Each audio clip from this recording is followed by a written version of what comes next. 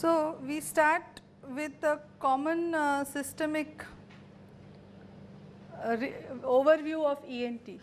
Basically, now when we start talking about ENT examination, let us be very clear that when we examine ear, nose, throat, it should not be in parts, or it should not be as a separate entity at all. It should always be in a entire body as a whole.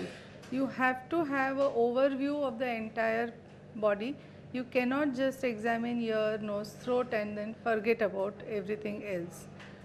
The systemic part is as much important. Now, when we start with the examination or with the complaints, patient when he comes with some complaints presentation, you take a thorough history. Now, what is a thorough history in ENT specifically? Only the particular points which differ. I am sure you must have had details about history taking. Now, in addition, because homeopathy questionnaire, it goes into few pages, I think, the constitutional symptoms and all. But specific to ENT is that if you ask him about what are the details of the complaint, the duration, the severity, the frequency with which the complaints occur, as well as whether the patient has had anything similar in past, whether any member, family member, the father, mother, grandparents have had any such similar history in past, because we have number of symptoms which are allergic in origin, the nose particularly. So, if you get a clue from this, you know immediately that what he is complaining of nasal block is probably a polyp sitting in the nose.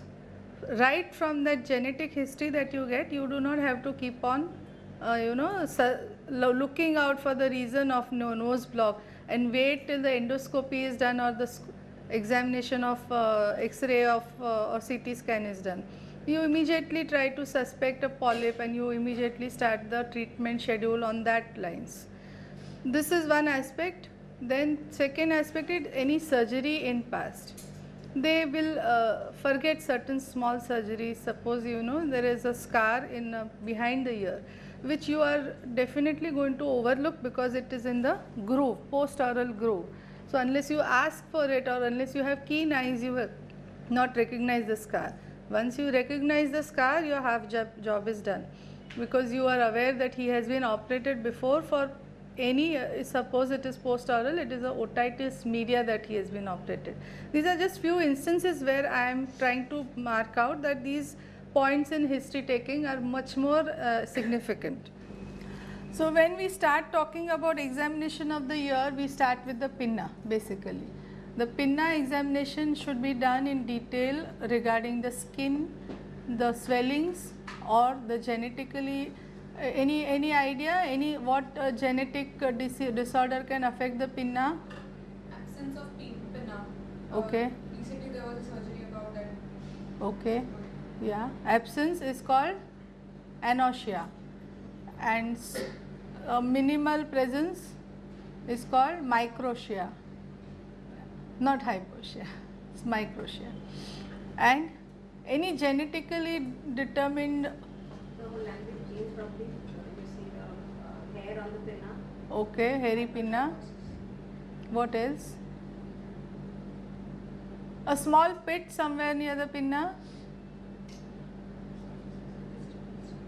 Okay, I show you the picture. You can then let me know what it is. That is preauricular sinus. So, this preauricular sinus has a specific significance to be noted, that he can keep on having a preauricular cyst in that sinus and a recurrent infection. When he comes to you, he may not show a very nice opening like this. It will be a scar, it will be a granulation, or it will be a small, very, very deep pit. You have to actually ask for the history when you suspect that pit to be some sinus.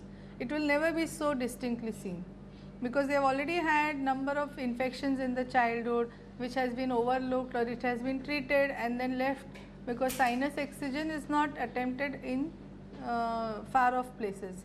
they do not want to unnecessarily undergo surgery for a small thing which is not giving them any trouble. Okay. The rest of the pinna, the reason to see handle carefully is that if the pinna's shape, normally if you see the pinna shape is like this, it is trying to catch the sound waves. If it is erect, what we call pinna is erect, stiff, what do you suspect? It is a perichondritis. Or if it is pushed anteriorly like this, what do you suspect? A post-oral swelling. A post-oral swelling can be mastoid abscess, mastoiditis, or it could be a parotid abscess which is pushing it anteriorly. So, these are the postures of pinna which have to be noted down. Handling the pinna, patient comes, you just pick up the pinna and start examining the ear, you are going to create a folly. If he has infection of the pinna or infection of the external ear, he is not going to allow you to. So, tragal tenderness, pinna tenderness is the main pointer towards the external ear infections. Now, once the pinna tenderness is noted, it is absent, it is present, whatever it is, you proceed to the external auditory canal. In the external auditory canal, first thing when you look into it, you have to either have a normal ear or you have an abnormal ear.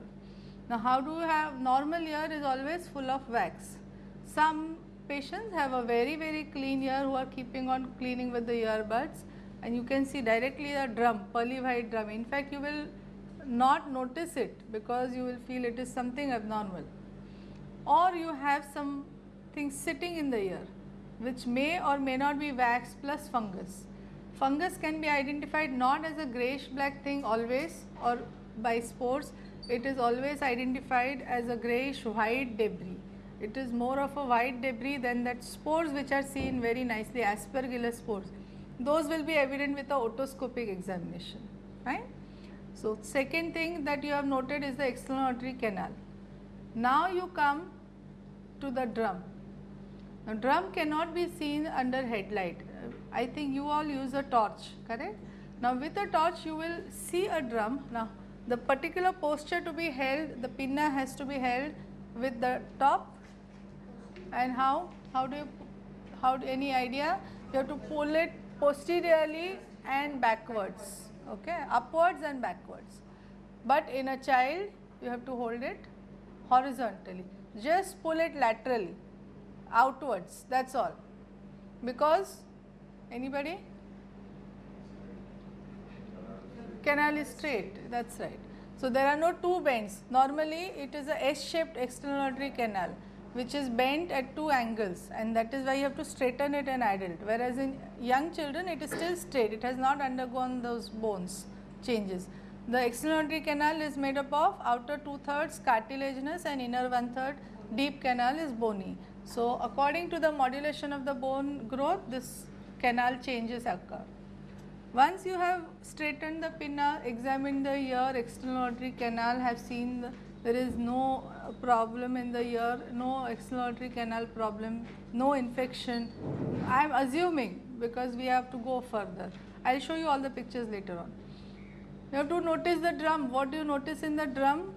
There are few parts of the drum which are easily visible on the otoscopic examination. Now, thankfully audience is small, I can show you a direct otoscopy.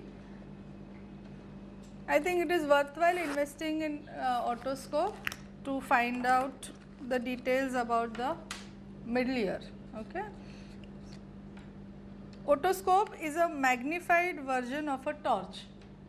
It is a battery operated device which is having a magnification and a eyepiece to which you can connect a oral speculum. Now, this is not a disposable one. I have bought the non-disposable one which are metal. You can just apply it here, have a look. Now, suppose this is the external auditory canal, you hold it like this with the speculum, hold the scope in a particular direction. If you hold it like this, you are going to hit the bone. You have to hold it in like this position. And you have to really stretch. Why? Because